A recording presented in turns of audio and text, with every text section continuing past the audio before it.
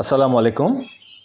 কয়েকজন ভাই আমাকে হোয়াটসঅ্যাপে নক করে জানতে চাইছেন, তারা দেশের বাইরে যাবেন অর্থাৎ বিদেশে যাবেন স্টাডির জন্য। এক্ষেত্রে তাদের যে ডকুমেন্টেশনগুলো আছে সেগুলো কি প্রথম শ্রেণীর ম্যাজিস্ট্রেট দ্বারা অ্যাটেস্টেড করতে হবে নাকি নোটারি করতে হবে। আবার অনেক ভাই আপনারা ইতিমধ্যে হয়তো বা আমার সাথে যোগাযোগ করেছেন, আপনারাও জানতে চাইছেন আপনাদের সার্টিফিকেটের ক্ষেত্রে কিছু কিছু ক্ষেত্রে মায়ের নাম বা বাবার নাম সামান্য পরিমাণের ভুল আছে, সেটা সংশোধন করার জন্য মূলত আপনারা দেশের বাইরে যাবেন, সেই ক্ষেত্রে আপনারা এগুলো ইউজ করবেন।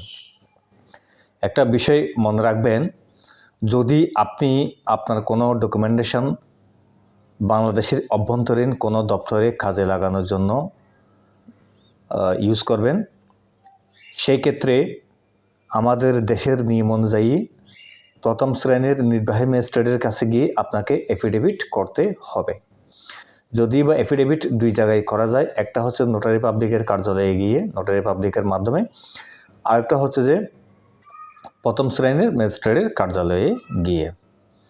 এখন আপনি যদি দেশের ভিতরে কোনো দাপ্তরিক কাজে সেই কাগজগুলো ইউজ করবেন, সেই ক্ষেত্রে আপনাকে অবশ্যই প্রথম শ্রেণীর ম্যাজিস্ট্রেটের কাছে গিয়ে এফিডেভিট দিতে হবে। এছাড়া নোটারি পাবলিকের কাছে গিয়ে এফিডেভিট দিলে সেই এফিডেভিটের কাগজটা সেই দপ্তর কাউন্ট করবে না। কিন্তু দেশের বাইরে যদি যাবেন বা দেশের বাইরে ইউজ করবেন, সেক্ষেত্রে আপনি অবশ্যই নোটারি পাবলিকের অফিসে গিয়ে করবেন, কারণ দেশের বাইরে নোটারি পাবলিকের ডকুমেন্টেশনগুলো কার্যকর বেশি, আমাদের দেশের মতো না। আমাদের দেশে ম্যাজিস্ট্রেটের কাছে গিয়ে করতে হয়, আর দেশের বাইরে গিয়ে যেসব কাগজপত্র পাঠাবেন, কাগজপত্রগুলো অ্যাটেস্টেড করবেন, সেগুলো আপনারা নোটারি পাবলিকের কার্যালয়ে গিয়ে বা নোটারি পাবলিকের অফিসের গিয়ে বা নোটারি পাবলিকের কাছে গিয়ে সেই কাগজগুলো সম্পাদন করে যথাযথভাবে জমা দিবেন। এক্ষেত্রে প্রথম শ্রেণীর ম্যাজিস্ট্রেটের কাছে এফিডেভিট দেওয়ার কোনো প্রয়োজন নাই।